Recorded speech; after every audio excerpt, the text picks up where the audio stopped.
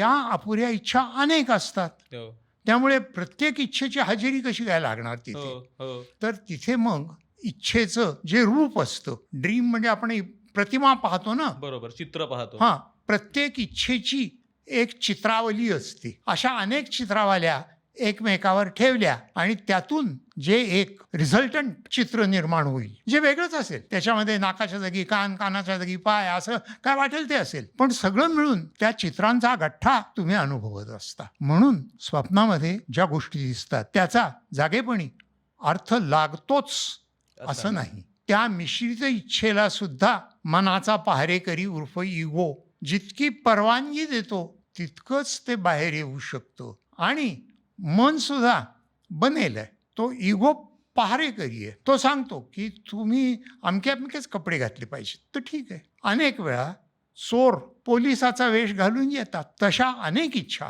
ज्या इच्छा म्हणून मनात जोरदार असतात आणि ज्या पूर्ती मागत असतात, त्या आहे त्या रूपात बाहेर येऊ शकत नाहीत. कारण तो इगो नावाचा पहारेकरी तिथे दंडा घेऊन बसलाय. तर मग त्या पहारेकऱ्याची नजर चुकवून ज्या प्रकारे, ज्या कपड्यात, ज्या रूपात बाहेर येता येईल तसं रूप घेऊन त्या इच्छा बाहेर येतात. म्हणून स्वप्नात जी रूपं दिसतात ती मिश्रित असतात.